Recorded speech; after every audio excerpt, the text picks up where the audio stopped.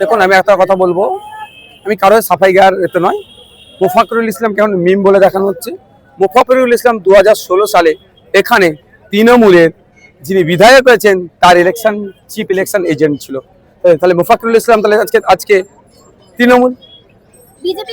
আমি বলছি মোফাকরুল ইসলাম 2021 সালে মিমের কন্টেস্ট করেছে, তার রাজনৈতিক পরিচয়। তারপরে মিমের সাথে কি সম্পর্ক ছিল আমি জানি না, কিন্তু প্রশ্ন হচ্ছে মোফাকরুল ইসলাম যেখানে দাঁড়িয়ে বক্তব্য দিয়েছে তার প্লেস অফ অকারেন্স যেটা প্লেসটা আর মোথাবাড়ির প্লেস অফ অকারেন্স প্রায় 22 কিলোমিটার দূর। মমতা ব্যানার্জি আর বিজেপি মিলে পশ্চিমবাংলার মুসলমানদেরকে ভয় আতঙ্কে রাখতে চাইছে। মিথ্যা মামলা দিয়ে আমাদেরও প্রার্থীকে মোথাবাড়ি অ্যারেস্ট করে আমাদেরকে ভয় দেখাতে চাইছে। এই ভয় আমরা পাই না।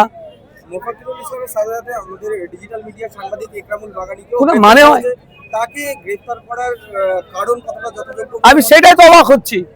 তা আপনি আমি যে আবার গণতন্ত্রের তথাকথিত গণতন্ত্রের চতুর্থ স্তম্ভ বলা হয়, দেখুন আমি একটা যদি কিছু কথা বলি আপনি সেটা যদি পরিবেশন করেন তাহলে আপনাকে গ্রেফতার করবে।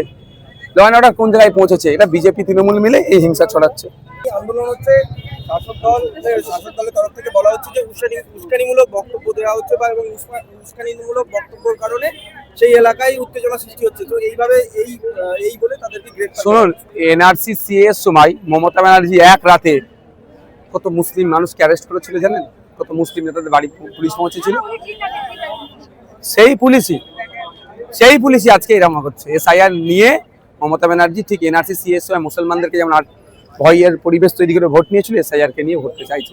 তবে মমতা ব্যানার্জি যে মোদিজির স্বপ্ন এখানে বাস্তবায়ন করার চেষ্টা করছে, আরএসএস বিজেপির হয়ে পশ্চিমবাংলায় কাজ করছে, পশ্চিমবাংলার মানুষ জেনে গিয়েছে। মমতা ব্যানার্জি আজকে সভা থেকে বলেছেন যে এখন রাজ্যের প্রশাসন তার হাতে নেই, নির্বাচনের আওতায় আছে। সিডি যে গ্রেফতার করেছে এবং আমি একটা কথা অফিসিয়ালি মমতা ব্যানার্জি হাতে প্রশাসন, এটা সবাই জানে, কিন্তু আমরা রাষ্ট্রবিজ্ঞানের ছাত্র না হলেও আমরা বুঝি প্রশাসন কার কথায় চলাফেরা করছে।